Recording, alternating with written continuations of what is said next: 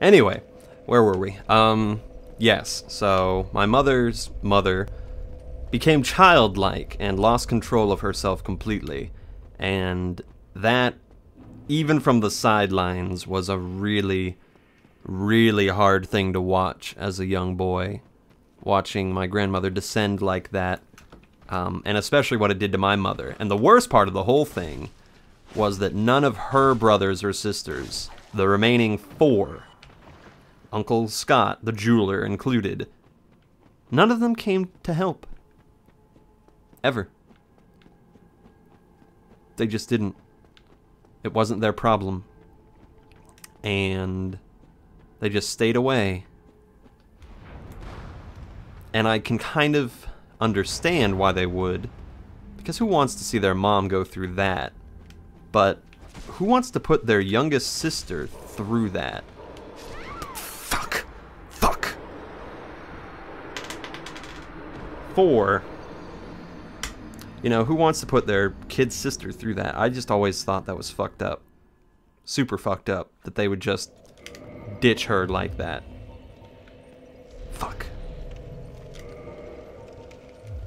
I really hope it doesn't crash again. This is getting really old. This is getting really old. Please don't crash. Please, please, please.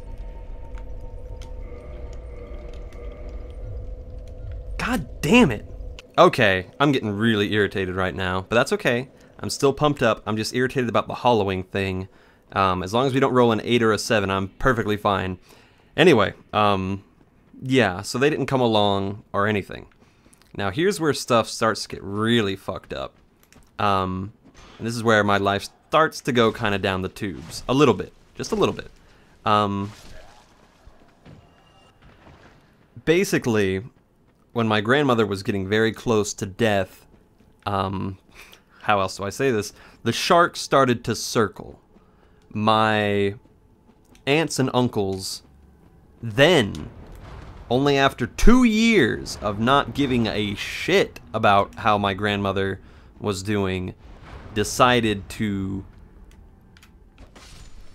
Oh, shit.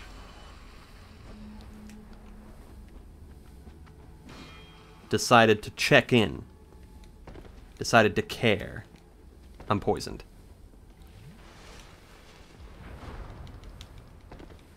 Go, go, go, go, go. Only then did they decide to care about us and what we were up to.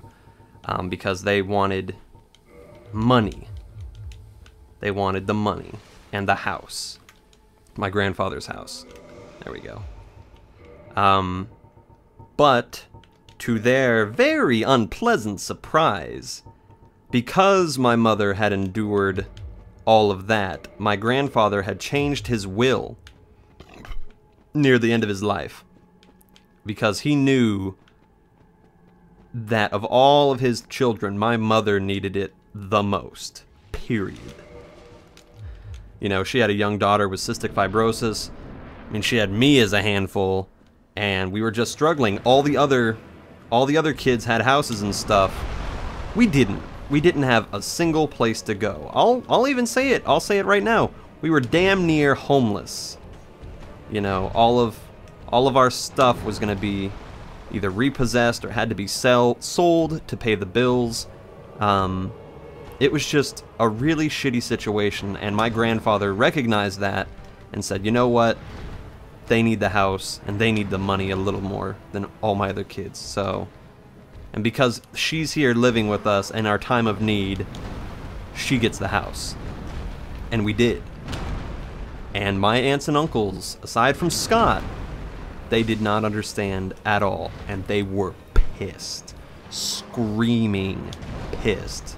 They hired lawyers because they said that my grandfather was not in sound mind for him to leave us the house. What they wanted was they wanted him to leave, or to sell the house and divide up the money to them so that they could get their cut. Of course we would get maybe $5,000, or no, not $5,000, I'm sorry.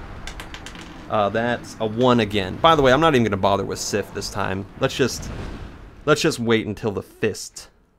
The inevitable fist. And I'm getting really sick and tired of restarting the game over and over again. Anyway. So they tried everything they could in order to wrestle that house away from us.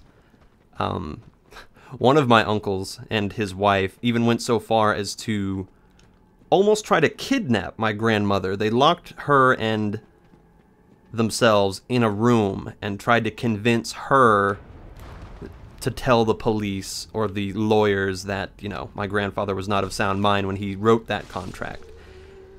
But she was already so far gone, she didn't even know who the fuck they were. And they spent like an hour trying to convince her, and we had to call the cops, and they had to break the door down to get to them. It was a really tense situation. I still remember that.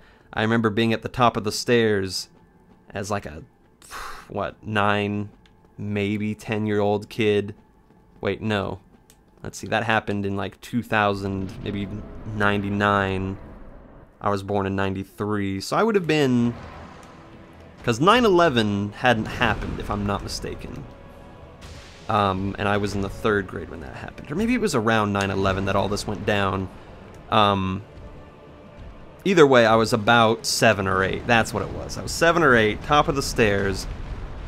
And I just hear my aunts and uncles screaming at my mother. And she's taking it all. She is just sitting there, calm-faced. Because... I mean, think about it. This is a woman who cared, I would say, arguably more about her family than anything else in the world. You know, her family meant everything to her. And here they are, calling her the worst names, that she's a money grubber, that she, like, got her dad drunk in order to change the will, you know, bribed him, or whatever. They just made the whole thing so ugly. So ugly. And yet, all that energy that they put in to trying to get the house, they didn't put any of it into helping us with my grandmother. They didn't care. They didn't care at all. And I'm convinced, you know what, I'm convinced that if there is a hell, all of them will go to it for that. Because that was fucked up. And even as a kid, I knew this is the worst kind of treatment that any family can endure. Aside from, you know, sexual abuse and drug abuse and all that. But just the greed. The greed was intense and so fascinating for how blatant it was. Shit.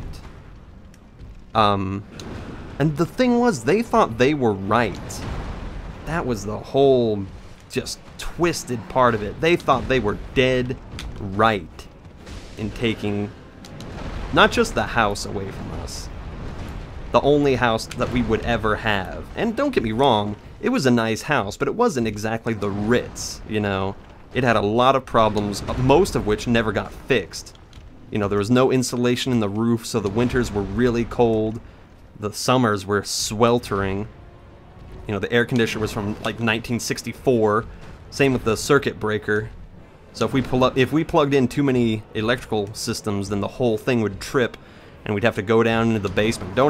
Or the garage. Don't even tell me about the garage. Oh my lord. We'll get to that in a second. And I could maybe understand if they wanted the house for like sentimental reasons. You know, this is the house that we grew up in.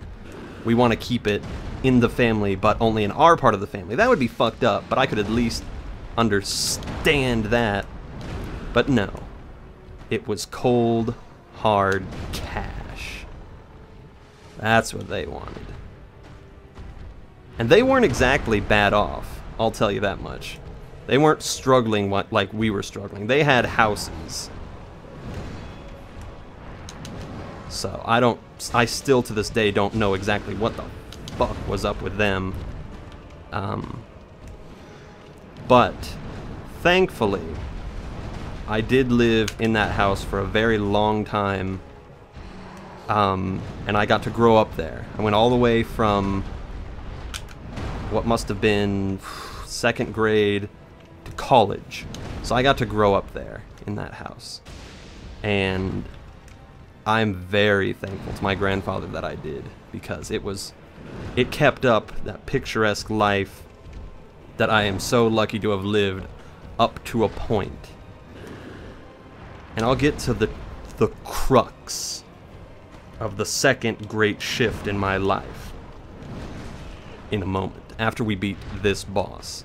I've set the groundwork for sure, but that's why I don't get along very well with most of my extended family, because to this day, even though that was when I was 8, I'm 23 now, they still believe that we are the greedy, uncaring assholes. That we're the ones who robbed them. We didn't even ask for this. And even if we did, for fuck's sake, we took care of your mother when she was dying. When you didn't come around at all, not even to say hello. You know, I'm not gonna... You know what? No, I'll be disgusting for a second. You know, here's the really disgusting thing. I can understand not being there to help your mom when she's lost control of her bowels. But to just scream at somebody who is taking care of your mother, to call them trash and dirt, how do you live with yourself? How do you even begin to live with yourself when you're that low, man? I can't even imagine. And that's why I believe I have a lot of sympathy for others, because those people didn't show any sympathy for anyone but themselves. And that always just disgusted me. I'm sorry, I've got totally personal there, but I've never told that story on YouTube, and I felt like I had to now. It's been lately really eating me up, especially under my current life conditions. And again, you'll hear why, because if you thought that was a fucked up and weird story, you haven't heard the half of it yet. Well, actually, no, you have heard half of it, but not the worst half. And that was just through a child's eye. Fuck a duck. Okay, here we go. He's doing a lot of that one.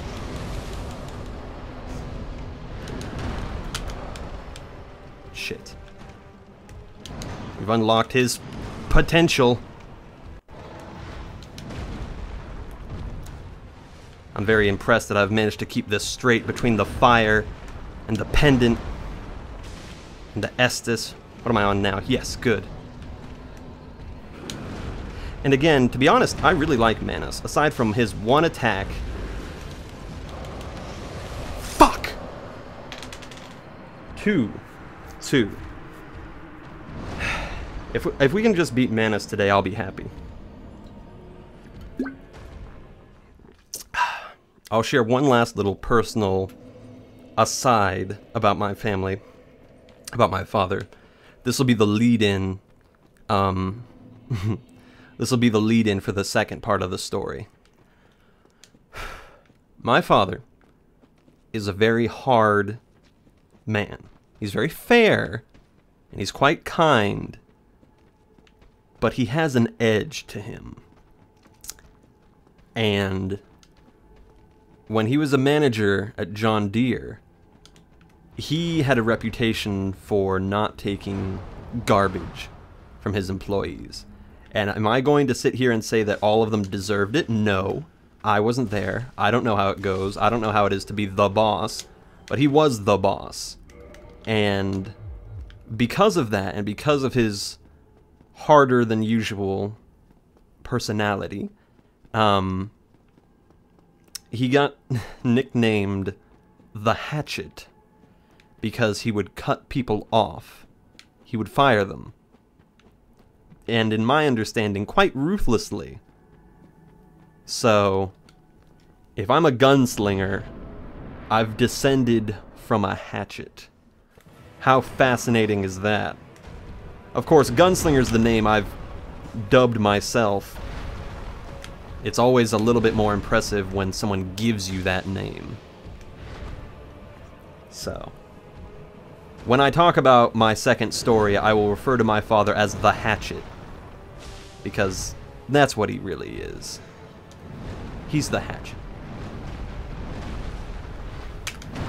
And isn't that an intimidating name, for God's sakes? Goodness. Shit. I'm getting cocky. Maybe I should. Maybe I shouldn't, because if I roll the dice, this could all go to hell and back. But at least I can get him down to half health. I'm pretty impressed with that. I don't know about you. I would hope so. Because even though I do know this guy's pattern very well, he's still no walk in the park. I consider him easier than a lot of bosses. I mean, if I had armor on, this guy would be nothing. You know, if I had any equipment, man, if I could have used my pyromancy and my reinforced club, forget about it. This guy, like Calamite, would have been dead meat. Keep away from that. As long as I can avoid the first 2 hits, we're good. We're gold.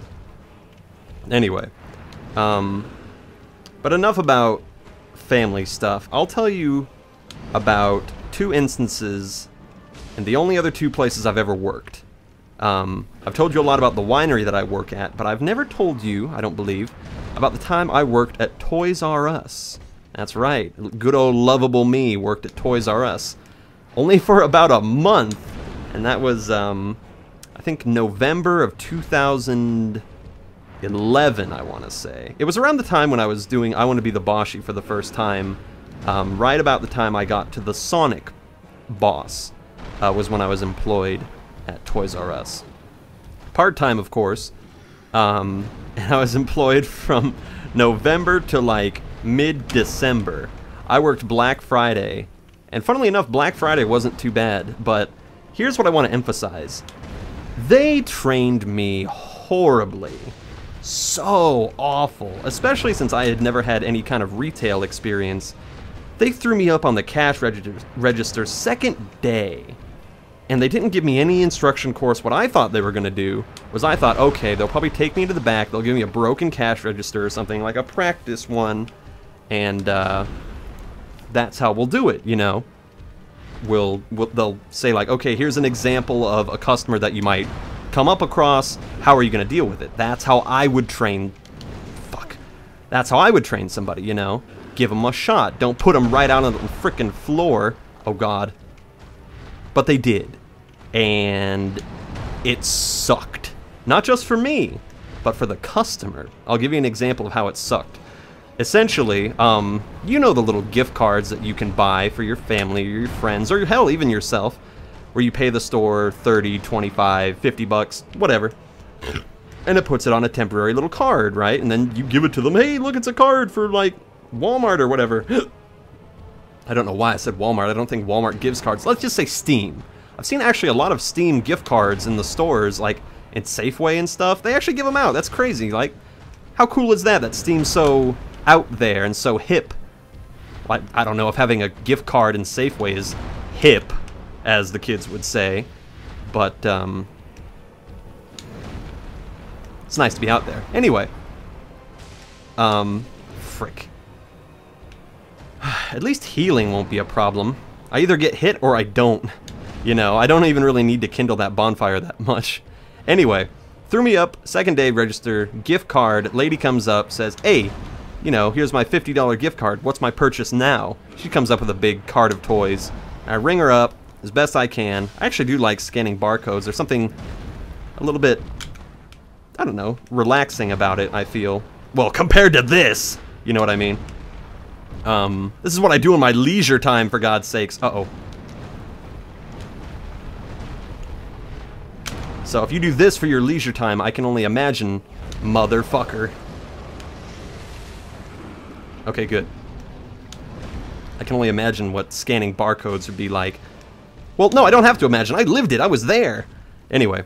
Man, he's pissed. I mean, if I had a face like that, I would be too. Anyway. I rung her up, and her bill was some extraordinary amount. It was like $150 or something like that. She's like, no, that is completely wrong. And thank God she caught me, because what I did was I didn't know how to... You have to hit like a certain button, and it will take off the amount of the gift card rather than charge you for the gift card. Because, you know, you have to buy them in store, so you have to tell the machine, oh, look, this one's already been redeemed. I thought it would do it automatically. No such luck. So I charged her for her gift card that had already been paid for. So a manager had to come over, sort the whole thing out. It was real ugly. But I didn't know. How was I supposed to know? I didn't have the training, for God's sakes. I totally didn't mean to equip the fire resin there. I thought I was going to use the pendant, so it's a good thing that I tested it out. That would have been quite embarrassing. Kind of like running up $50 more on somebody's $100 purchase. And I think essentially the reason why I didn't do very well at Target, or I'm sorry, Toys R Us, is because I'm not good with pressuring people. I've never been good with pressuring people. You know, they always say like, oh, if you want to get a date, like you gotta work for it, you know, you gotta chase them. No, not in my opinion. If they don't like you, if they're not interested in you, then, you know, they're not interested. Back off, that kind of thing. I've never hounded anybody for a date, just because I feel like that smacks of desperation. And I mean, if it works for you, go ahead, but I've never been able to pull it off, ever. Man, I'm hacking at you. I love it. So I was supposed to, like, every day when you go in, you're supposed to sell a certain amount of, like, gift cards or policies, or even sign people up for credit cards, for God's sakes. Oh my God! That is a...